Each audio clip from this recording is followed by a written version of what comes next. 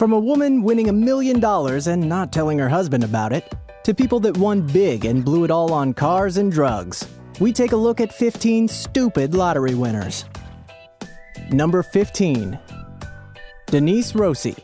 When Denise Rossi won the California Lotto to the tune of $1.3 million, she did not wish to share it with her then-husband, Thomas. She left her husband without a word of her winning, and despite him thinking that something was fishy, Thomas agreed for a divorce. As fate would have it, Thomas came about the truth and filed a lawsuit against ex-wife Denise. Now, since we all know that greed never pays, it's no surprise that Thomas won the case, and without even purchasing a lotto ticket, the lucky guy got every single cent of his ex-wife's winnings. Number 14. Michael Carroll. When Michael Carroll won the 2002 jackpot in England, he quickly came to be known as the Lotto Lout. He went on a crazy binge of purchasing houses and cars, as expected of most lotto winners. But he took his overindulgence a tad bit too far when he used the backyards of those very same houses as open areas to hold demolition derbies that featured the cars he had bought. We already know that he would end up in jail and end up penniless soon enough. That's exactly what happened. Enough said. Number 13. Etta Mae Urquhart. California's Etta Mae Urquhart, after playing the lottery for over 18 years, actually won the jackpot. She was hit by a fit of nerves, as she couldn't stop shaking when she went to claim her prize. She asked her son, Ronnie, to sign the ticket and claim the jackpot on her behalf.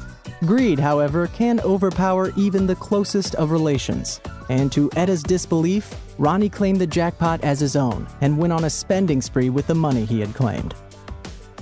Number 12. Timothy Elliott.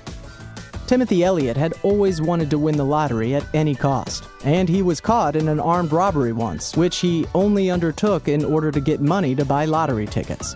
During his trial for the same, he was diagnosed with schizoid personality disorder, and hence the court put him on probation with mandatory mental counseling instead of sending him to jail. The terms of his probation were the usual no drugs, no gambling, and no getting into any trouble.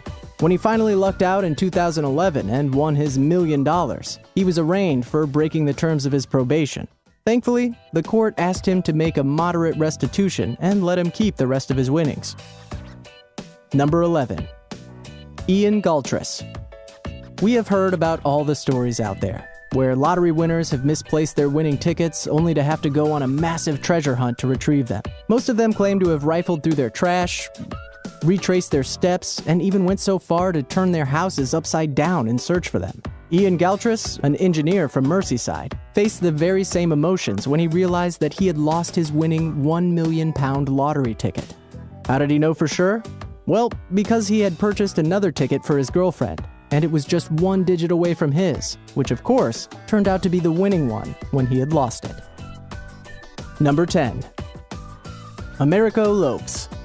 Greed is always the precursor for a case of breach of ethics, and that's what happened with Americo Lopes. Construction company worker Americo was delighted when he won the lottery in 2010. He immediately quit his job on the pretext that he required foot surgery. While none of this appeared suspicious for a person who had just won millions, it was only months later, when his co-workers filed a lawsuit against him, that things became clearer. It seems that all the workers in the company usually pooled their money together in order to buy lottery tickets, and it was on one such cash pool that yielded the winning ticket. Number 9. Vivian Nicholson. Of course, everyone that wins a lottery jackpot wants to spend and spend and spend. And when Britain's Vivian Nicholson won the lottery in 1961, her very, very public exclamations that she was going to spend it all seemed very apt. But, of course, no one thought that the lady would literally go ahead with her plans to such an extent that would run through her millions in just a matter of years. Rather than keeping aside some of the cash for rainy days or investing at least part of it on her future, Vivian blew it all on haute couture. Vivian was soon jobless, alienated from her friends, and a widow. Number 8. William Bud Post. William Bud Post was unfortunately the victim of the common phenomenon that lottery winners have to go through. Family members coming out of the woodwork assuming that they are entitled to a chunk of the cash for no reason other than that they're related. When Post won $16.2 million in the lottery, his girlfriend sued him for some of his winnings, actually winning her case. His brother attempted to hire a hitman to kill him so that he could get the money for himself. It was unsuccessful, but still crazy. His other siblings persuaded him to make bad investments that left him $1 million in debt and living off Social Security checks at the time of his death. Number 7. Jeffrey Dampier. Jeffrey Dampier had good intentions with his money. He really did. Once he won about $20 million from the Illinois lottery, he actually invested it in a gourmet popcorn store called Cassie's Gourmet Popcorn. His sister-in-law, along with her boyfriend, who undoubtedly had dollar signs in his eyes, shot Dampier in the back of the head with a shotgun 7 years after he won, and then left him in the back of a van, intending to take his money. They were obviously caught, however, and convicted of murder, and now they're both in jail for life. Number 6. Alex Asok. Alex Asok won about $500,000 in the lottery to benefit his nonprofit organization, a group that aided victims of sexual abuse. But Alex Asok was a sexual offender himself. He molested 2 girls under the age of 13, one in 1993 and one in 2000, and no one actually knew this until he won the jackpot and the media dug up the info. Not too long later, Asok was attacked while walking down the street and hit repeatedly in the head with a pipe that left him severely injured. Number 5. Evelyn Adams. Winning the lottery once is one thing. The odds are astronomical at best. Normally, if it does happen to a person, it never happens again. For Evelyn Adams of New Jersey, however, it did happen twice, in 1985 and 1986. She won about $5.4 million in total, and instead of thinking that maybe it was a sign that she should put it away or invest it in something, Adams thought it'd be a great idea to spend it all gambling in nearby Atlantic City. A little over 20 years later, she found herself broke and living in a less than lavish trailer park. Number 4. Tonda Lynn.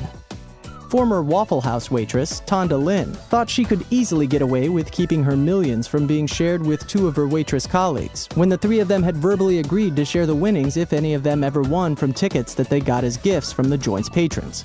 Since verbal agreements related to gambling do not hold up in court, she did win the case that her colleagues filed against her. Number 3. Callie Rogers. When Callie Rogers was 16, she was just another normal teen living in the UK. Then, she won the lottery, about $1.9 million. If you're currently thinking that 16 is far too young to be dealing with that much money at once, you're completely right. Because shortly after receiving her cash prize, Callie went on a spending spree and threw her hardly hard-earned cash at everything from clothes to vacations to parties to breast enhancements. Oh, and cocaine. Lots and lots of cocaine, which is a pretty expensive drug, so you can kind of see why she's on this list. Number 2. Janet Lee. When the 52-year-old wig shop owner from St. Louis, Janet Lee, won $18 million in 1993, she initially spent it on all the usual stuff. Later, though, she went on a philanthropic binge that went unchecked. Still, she had lost everything and had to file for bankruptcy. The South Korean immigrant took her donations to educational programs, community services, and political organizations a tad bit too far. Number 1. Amanda Clayton. Amanda Clayton was arrested for welfare fraud when it came to everyone's notice that she'd still been collecting her welfare checks, even when she had $1 million in her bank account. You either have to be too greedy to give up on welfare coupons even though you're rich now, or too stupid to notice the welfare coupons you still continue to get. She got 5 years in jail, but that didn't kill her though. A drug overdose did. What would you do if you won the lottery? Let us know in the comments down below.